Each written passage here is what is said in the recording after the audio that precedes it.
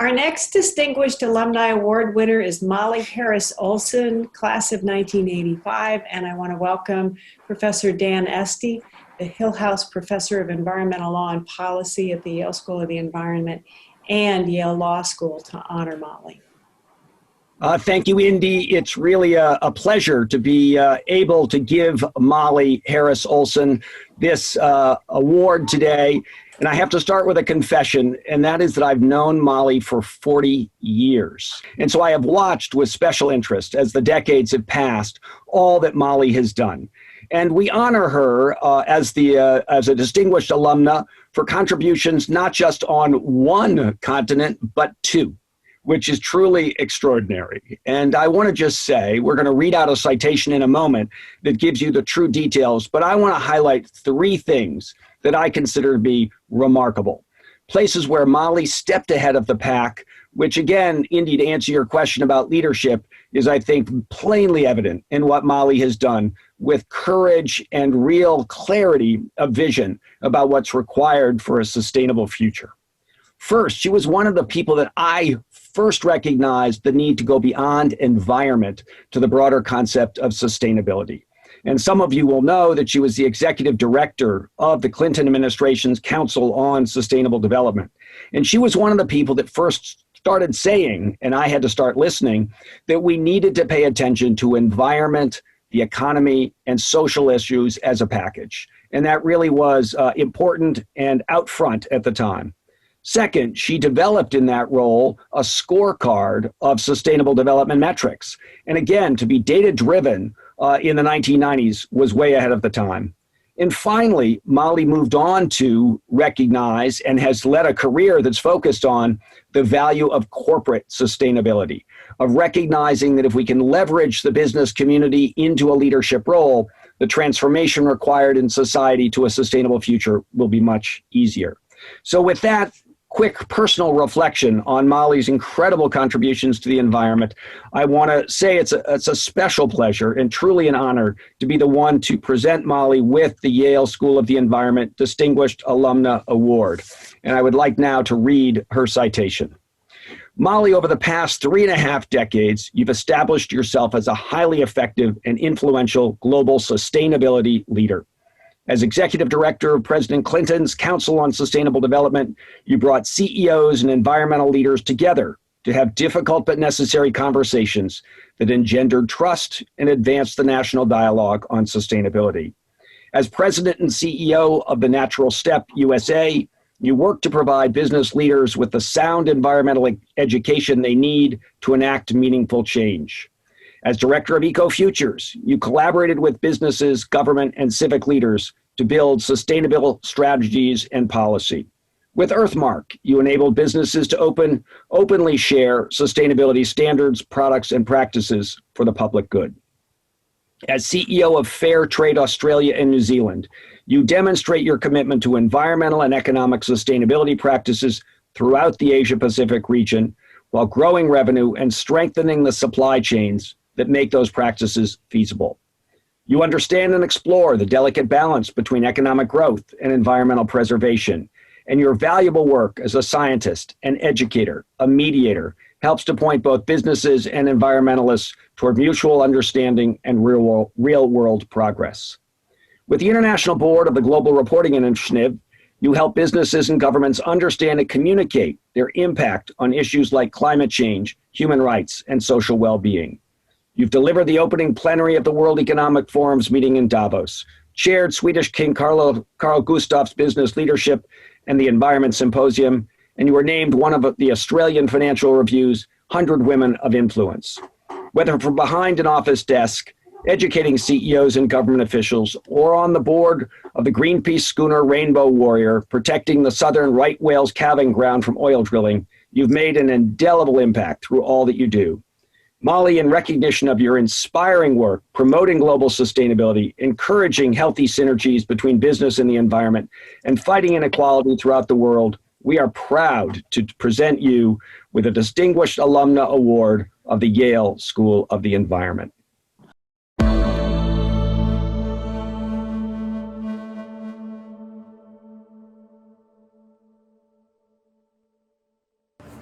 Hello, I'm Molly Harris Olson, the CEO of Fairtrade Australia and New Zealand, and a graduate of the Yale School of the Environment in 1985. I really want to thank you. It's such a pleasure and an honor to be here, and I understand this is the first virtual school reunion that Yale has had. I've titled my brief talk today, Being the Change, Progress as if Survival Mattered. But it's also really a letter from the future to my two gorgeous 20-something young sons, one of whom said to me recently while reflecting on the seemingly catastrophic state of the world, "What can I possibly do, Mom, to make a difference? You and Dad both spent your whole lives trying to sort this stuff out, and look at the shitstorm my generation has." "We're stuffed," he said. "Climate change, Trump, 14 million metric tons of plastic in our oceans, bushfires and more bushfires. Oh, and did I mention the global pandemic?" Yes, dear, I'm afraid we do have the first plague in 100 years. What's a mother to do? Well, the UN Secretary General has called COVID-19 the greatest test that we have faced together since the formation of the United Nations. And when we get past this crisis, we will face a choice. We can either go back to a world the way it was before, or we can deal decisively with those issues that make us all unnecessarily vulnerable to crisis. But I don't think we do have a choice. We can't go back and return to the life we lived before COVID-19 because our eyes have truly been opened to the sham of a system, this system that really truly is broken. The stark and shocking reality is that while the current pandemic will end, we will face future pandemics unless we address the inherent failures and inequalities in the systems as they are today.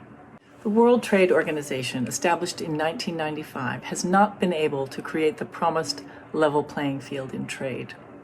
And since the global financial crisis in 2008, the number of billionaires has almost doubled, and the apocalyptic horsemen of rapacious finance, terrorism, poverty, and ecological collapse have quickened their pace. We continue to push down prices and squeeze more productivity from those living in the deepest poverty. Our system is broken when every year we demand more from the people who have the least. In my life, I've had many opportunities to contribute to things that matter and to do what I had to do to be true to my values and those that are meaningful to me. In my family, peace, community, celebrating music, art, kindness, truth, and nonviolent expressions of bearing witness to the wrongs of the world so that we could try to right them were the key practical ways to engage with the world.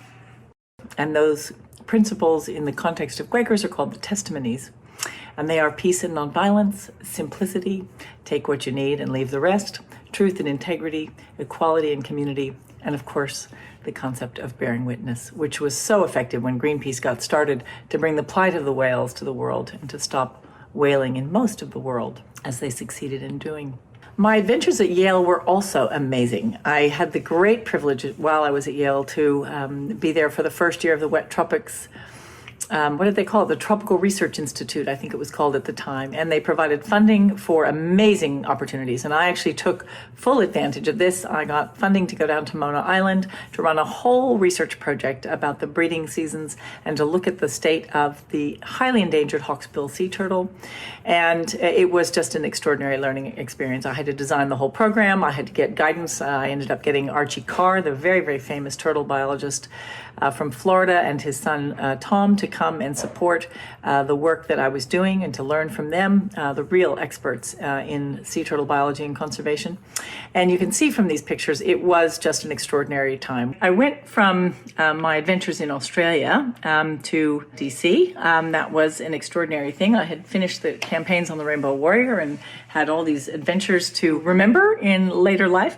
And I had no intention actually of working at the White House, but Al Gore had actually written Earth in the Balance. He was joining the ticket of Clinton, and I thought, right, he at least knows about this stuff enough to do something about it. I'm going to work hard, volunteer hard to try to get him elected, and then I can get on with a normal life.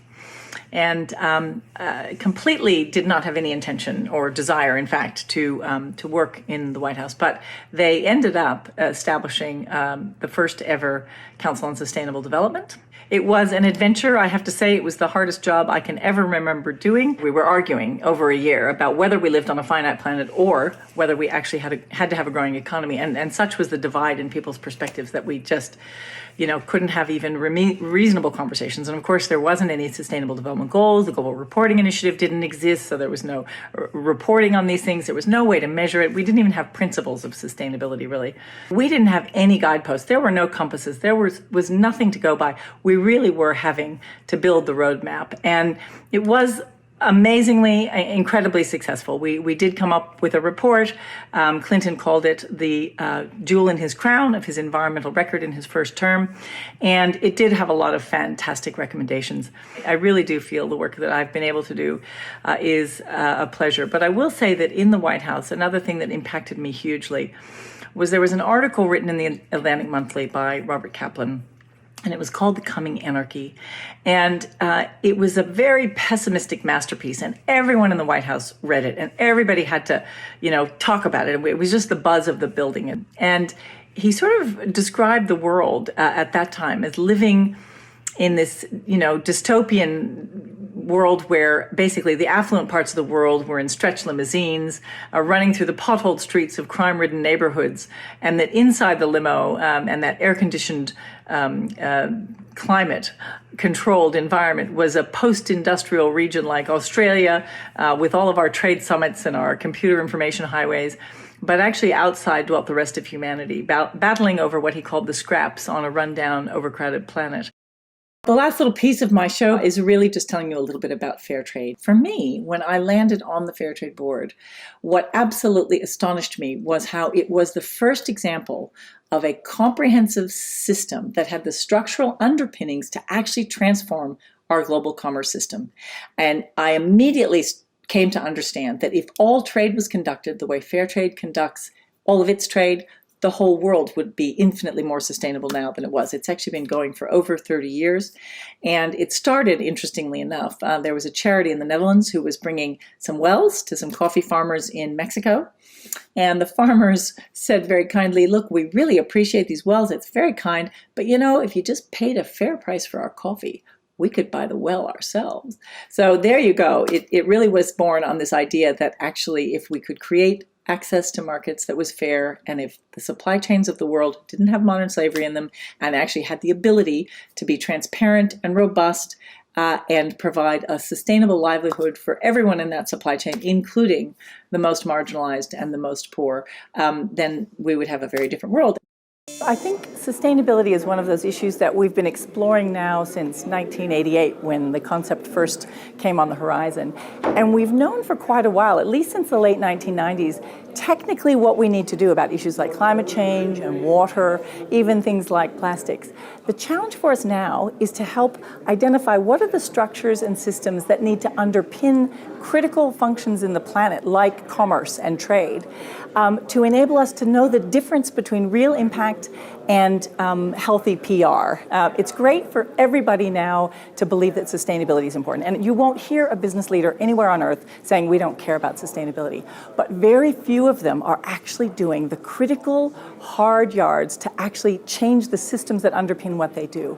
And a great example of that is Tata. Tata devotes 66% of all of their profits into community programs and investments in helping communities to do things differently.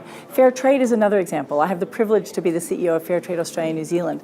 Fairtrade's entire work is in restructuring the underpinnings of trade globally to ensure that there is inclusive growth for the farmers, that the poor and marginalized of the world that are growing our coffee, tea, and cocoa actually get a fair price for their commodities. So these are the structural changes that are the hard yards we need to do. We know how to do it. The challenge is finding companies and leaders out there that are actually willing to measure that impact and do it in a really transparent way so that the consumers know the difference. The fair trade standards are constantly and continuously improving. They include things like everything across people, planet, and prosperity, things like climate mitigation, adaptation, biodiversity protection, the governance issues I mentioned.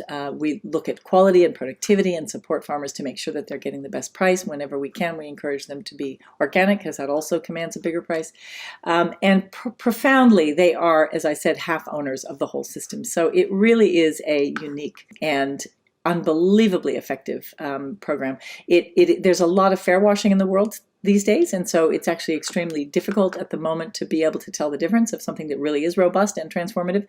There's lots and lots basking in the glory of wanting to be, fair, but I would say that fair trade is the real deal in every way and right down to the roots, and it is something that we need to be doing with all of our trade. In closing, I guess I want to say that we really do now have an opportunity, an extraordinary opportunity beyond anything I've seen in my lifetime, to redesign our economic structures and our systems of trade, to address these imbalances that are threatening our resilience. The imbalances between rich and poor, men and women, between communities and consumers, between planet and profit. We can fix and invest in the broken infrastructure of care. Fortunately, we already have frameworks that actually can do the heavy lifting in this, fair trade and the sustainable goals. And I would say to my sons, and I would say to all of you, that as long as we keep trying and as long as every one of us is contributing, we really do have a chance to make a difference. It is an amazing time. As the Chinese say, may you live in interesting times. Oh my goodness gracious. We can come out of COVID. We can come out of this pandemic and move away from the coming anarchy. Get out of the limousine and walk towards a better and a brighter, fairer and healthier and more peaceful world. But we do have to help each other. We do have to follow our bliss. We do have to be led by our values. We really, really, really do have to help each other. And it is my sincere hope that in 20 years' time, my sons will be looking back at all of this and they'll be able to say, we did it. Thank you.